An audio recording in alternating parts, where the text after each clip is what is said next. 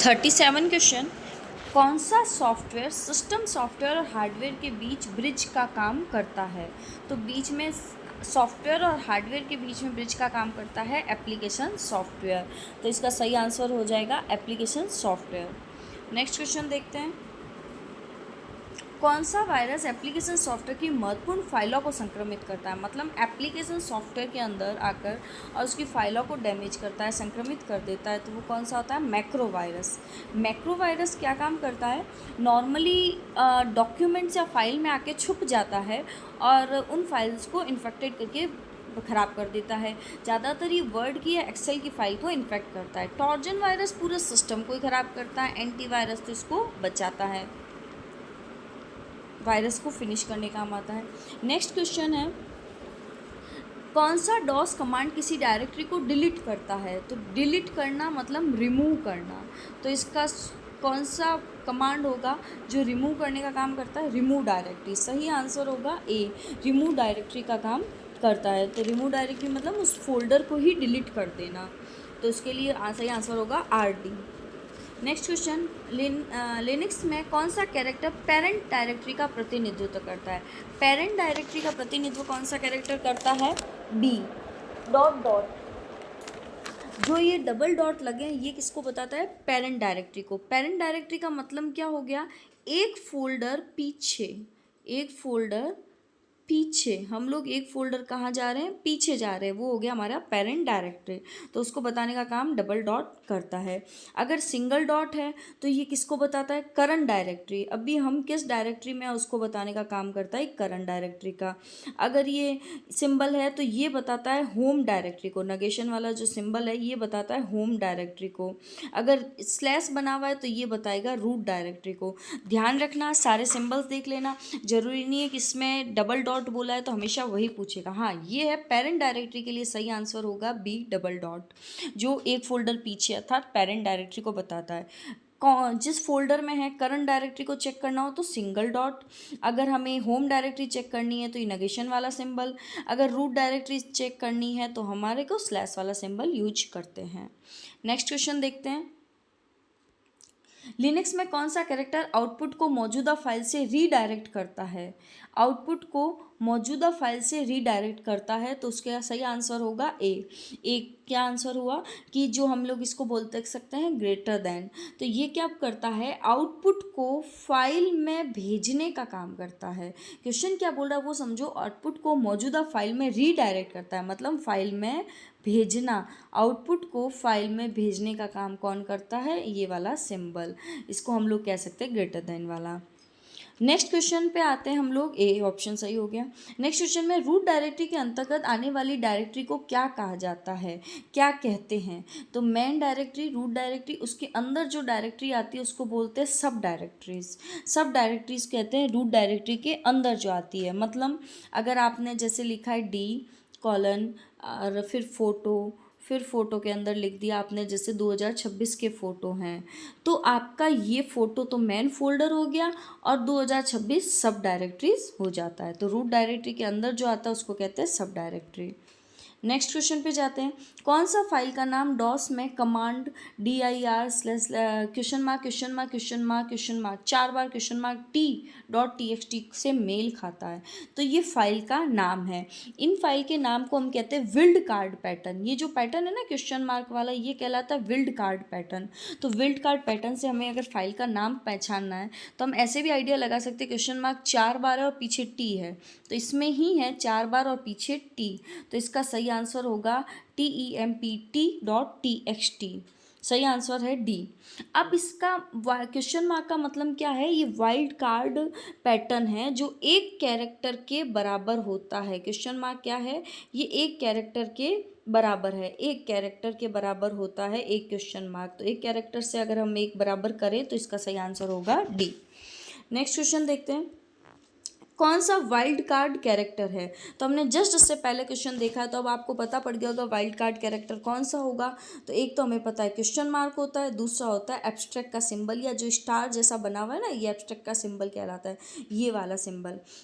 Question mark का मतलब होता है एक कैरेक्टर, और इसका मतलब स्टार का मतलब है कई कैरेक्टर, जरूरी नहीं है एक कैरेक्टर हो, कई कैरेक्टर्स हो सकते हैं। तो वाइल्ड कार्ड कैरेक्टर्स कौन कौन से होते हैं? स्टार का चिन्ह मतलब एब्स्ट्रैक्ट वाला चिन्ह और क्वेश्चन मार्क का चिन्ह। स्टार का चिन्ह कई कैरेक्टर्स को बताता है और क्वेश्चन मार्क का चिन्ह सिर्फ एक कैरेक्टर को बताता है। नेक्स्ट क्वेश्चन में चलते हैं। लिनक्स में कौन सा वर्ण मानों की श्रेणी का प्रतिनिधित्व करता है?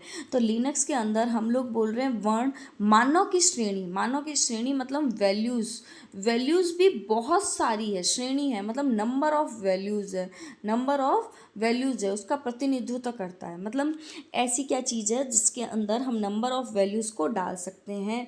तो ये हो गया बी। आपको सबको पता होगा एरे का सिंबल, एरे बनाते हैं तो एरे का सिंबल ये वाला होता है, या हम लिस्ट बनाते हैं तो लिस्ट के अंदर हम ये वाला सिंबल यूज करते हैं। और हमें पता है एरे का यूज होता है मल्टीपल डेटा को स्टोर करने के लिए, मल्टीपल वैल्यूज़ को स्टोर करने के लिए हम एरे का यूज लेते हैं। तो इसका सही आंसर हो जाएगा बी, मानव की श्रेणी। मतलब जैसे मैंने लिखा है हेलो, तो इसमें कितने सारे कैरेक्टर्स आ गए ना, तो इनको स्टोर करने के लिए क्या कर रहा है, ये मानव की श्रेणी को स्टोर करने के लिए बी बड़ा वाला ब्रैकेट यूज होता है।